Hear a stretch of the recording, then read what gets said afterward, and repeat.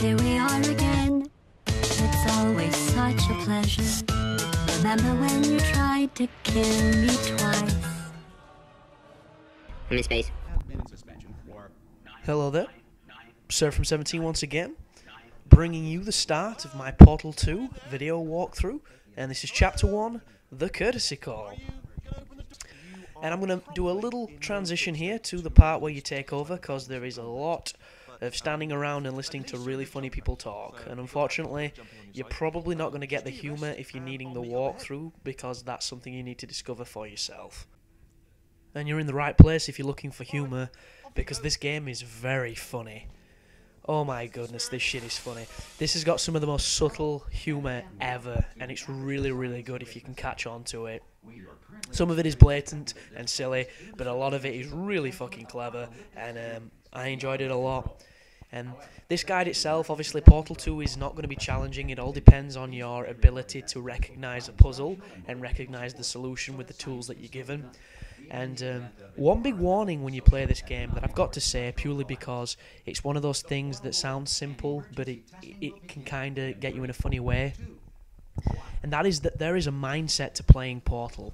There is a certain way to approach every puzzle that you need to adapt before you're ever going to get anywhere with it. And the first warning that I would say is, although some of the puzzles do get quite complicated and quite tricky in what you have to do, don't approach every puzzle with that kind of mentality, because it's kind of like the Occam's razor principle, where sometimes the simplest answer is the truthful one. And there's a lot of puzzles on this game where I was trying to do really contrived and really complicated things, and the solution was incredibly simple. And hopefully, with the help of this guide, if you do get stuck and you need to see something, you're not going to make the same mistakes I do, because I can tell you, the best solution for them. So this is effectively the first test chamber, and when you touch the buttons, it puts a portal into one of the isolated chambers. And what you need to do is, the chamber on the right has one of the companion cubes. You have to get that and put it into the chamber on the left to keep the door open. So, if you press the button on the right, it will make a portal in that room. Go back to the start portal. There's your cube. Pick that one up. Run over to the second button. Press that button. And then take the cube through the portal into that room and drop it on the pressure plate. And there you go. That is your Portal 2 virginity there. And get used to it. And some of these start ones can be very, very simple, but they occasionally will throw something at you that might take you a couple minutes to figure out, especially if you're not in the right mindset, as I've mentioned. And yeah, just enjoy the game, because it's a solid game. It's a really good game. The puzzles, they never ever rely on your ability to use the sticks. It's never about reflex. It's never about, fucking precision. It's about, if you can overthink and you can figure the game out, you can win. You never have to physically do it. It's all in the mind. It's all in your ability to problem solve, and I think that's fantastic, because some of the contraptions that they do make up will certainly, you could make the most complicated, the most, fucking Twitch-based puzzle game ever, but it wouldn't be fun. And the simplicity of this game is what makes it brilliant, and that's what makes it work. And it's really good, and it does have a strong narrative to drive you through the story, especially with Stephen Merchant. And if I'm honest, I'm not the biggest Stephen Merchant fan as a man, and as a comedian. I think he's annoying, because I just don't like his voice, I don't like his mannerisms, and I don't like how he is. But in this game, I thought he was terrific. I think he does a fantastic job, and he is equal, if not better, to GlaDos as a companion through the game. And first real tip that I'll say is the pale walls, the ones that look like they've been, plastered over, they are the ones that the portal will go on, regardless. Obviously, anyone who's played Portal before will know that there are certain surfaces you can't attach a portal to, and they're the ones that you never will. But if it's pale and it's beige, then you can generally shoot a portal at it. And some of the more, open areas generally revolve around firing a portal at something and teleporting. So get that into your mindset. And this puzzle here is all about using your lovely companion cube while you listen to a little bit of cheesy music. And there you go, nice and simple. And it does start off a little simple, and it gets a little self-referential at how simple it is. My big major gripe with this game is the loading, man. Fuck me. All the reviews I've seen have said how clever it is, how quick-witted it is, how, you know, tight the level design is, and all that kind of stuff. But nobody mentions that you get into linear sequences of test chambers, and after each test, there's a loading screen as you go down an elevator. And if you've never played this game and you're just watching this video because you like my walkthroughs or you've stumbled upon the video and you have no intentions of ever playing it, every time you see me go in an elevator, I've edited out like a 2-minute fucking loading screen. This game loads like a Commodore 64. It is atrocious. And every time it does it, it has the same background while it loads, and it gets really frustrating. And luckily enough, there isn't many puzzles that involve, you know, dying, unless you're really fucking bad. But there's none that, like, you missed your jump, you fell in the water, you had to do it again, and it's something that happens numerous times. Because when you die, it loads again. And it's this sequence of watching this fucking loading screen that is just absolute torture. And it's really long and really frequent, and nobody's mentioned it.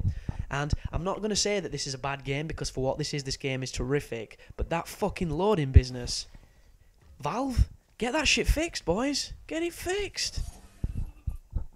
But here we go. We're entering a slightly larger test chamber now, and it's going to involve you propelling yourself, using your portals, using your pressure plate, and all that kind of good stuff. One thing I will say is that surface that I've just fired a portal on that I was looking at then, if you ever see a plate like that, where it's exposed in you know, when it's tilted ever so slightly, that generally always means that you're going to have to fire yourself of some kind of puzzle. And if you're aware of that, you'll know what to see before you enter. And it's a case of, you can generally tell what kind of puzzle it's going to be when you look at the apparatus that the game gives you. And right now, this is a pretty cool technique, because you've got to press the button to drop the box into your portal. Your portal then gets fired by the other one, and you need to press that button to stop it from falling in the water. I mean, some of the puzzle designs, they're just so fun. There's some really creative stuff. And I'm going to say it right now. The white portal juice, or whatever the fuck that liquid is that enables you to make portals anywhere, that is fun. That is one of the most fun mechanics I've come across in a game in years.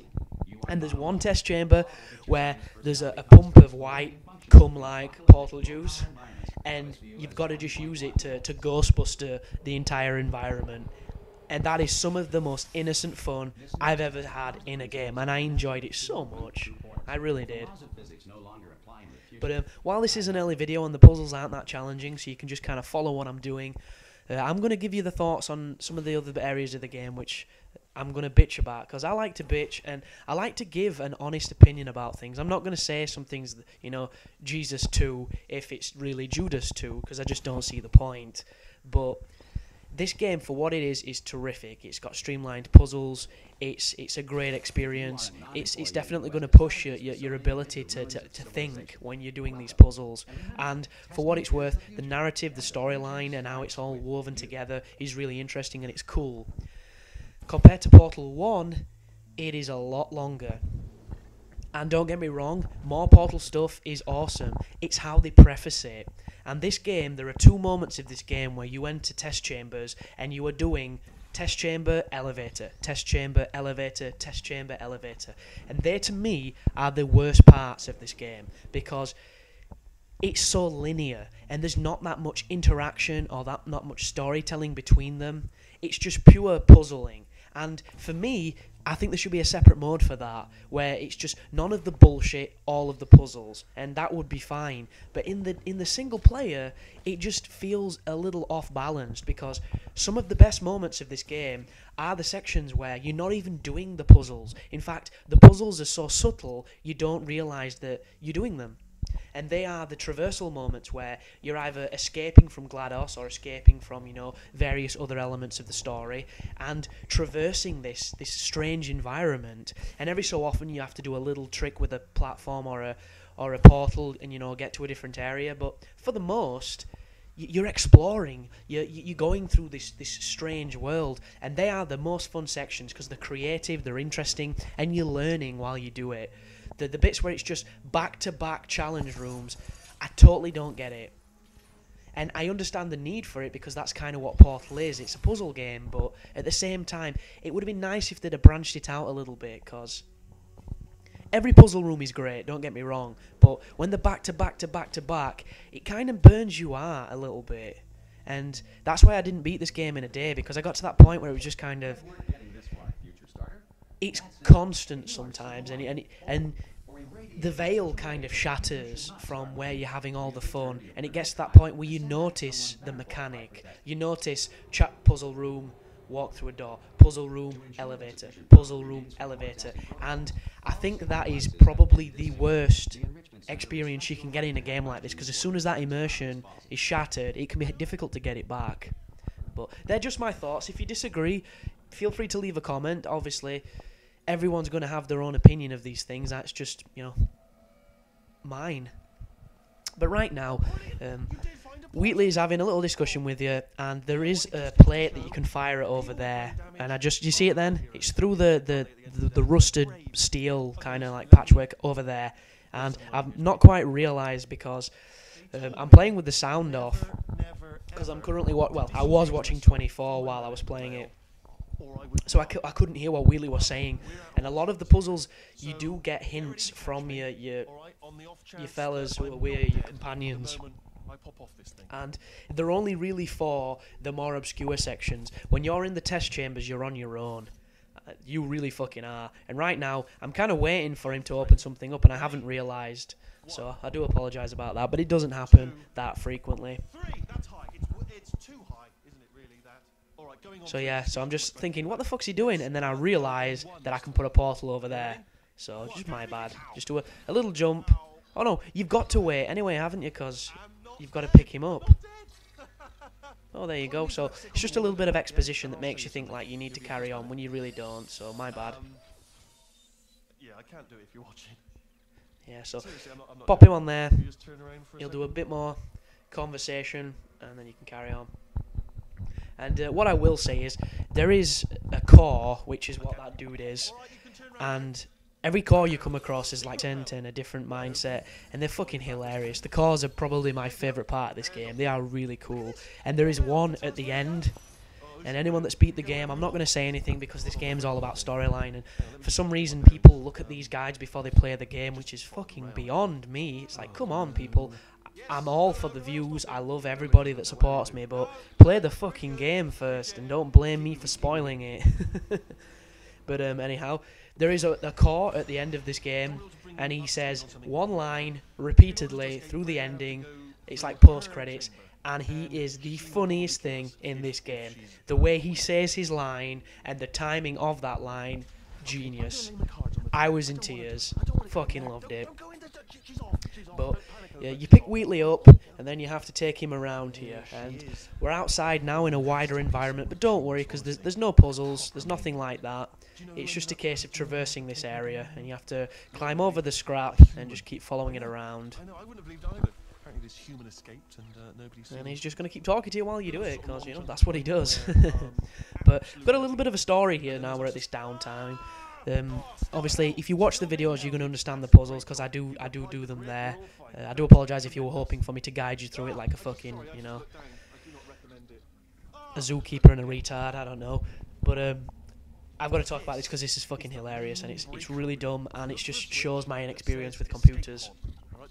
But basically, my laptop has been in trouble recently. I have 280 gig on my laptop, which doesn't sound like a lot these days in the you know, the age of the terabyte and things like that.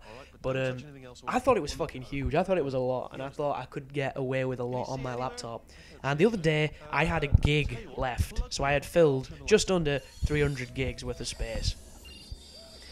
And I couldn't figure out why. I went through all my computer, I went through all the C drive, all the hard drive, you know, looking for file sizes, looking for what's hogging that kind of amount of stuff. And for all my efforts, I could only accommodate for about 100 gig. And I just couldn't understand it, so I went on this pilgrimage of fucking trying every computer trick I knew. I was, you know, doing disk cleanup, I was doing defrags to see if it had fragmented, I was doing malware searches to see if I had any kind of virus that might have been doing it. I did everything. I was cleaning my internet cache, I was doing all sorts of madness. And in the end, I ended up searching a bunch of forums to try and find if anybody had had a similar problem.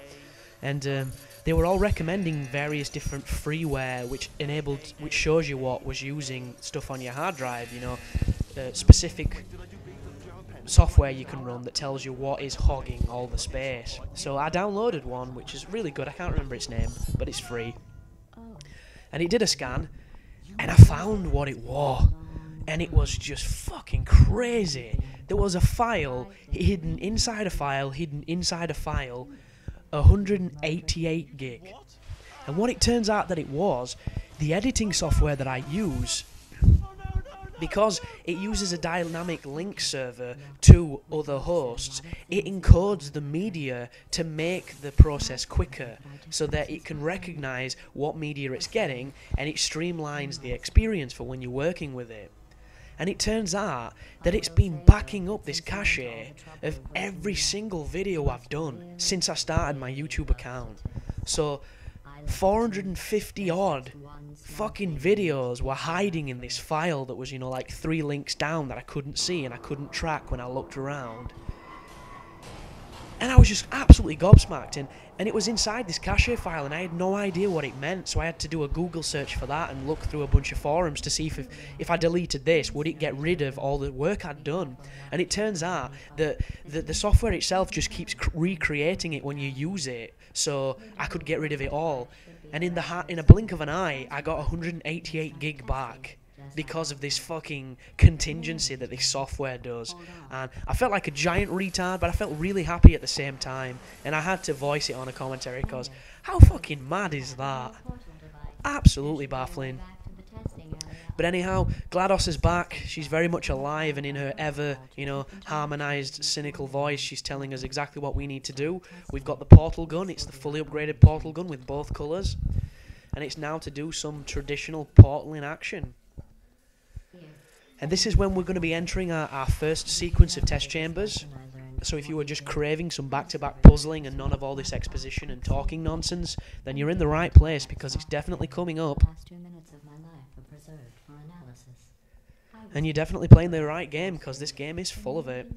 But plant a portal there so you can go across the gap, and then just keep following these corridors. And every so often you're going to get to sections with the things like this, and you have to wait for them to move before you can proceed. And I think the reason for this is so that the audio files can play out correctly, instead of you getting in front of yourself and GlaDos saying something that doesn't pertain to what you're doing. But when you go through those force fields, that will negate all your portals that you've put, and it means you're generally going to be entering an elevator, which is going to lead to a puzzle. And that's generally the rule of thumb when it comes to this game. But here's another elevator. Get fucking used to them. It's like Mass Effect for that. But this is the end of chapter 1, guys. So I hope it helped. I hope you enjoy the guide, and I'll see you in the next video. You take care now.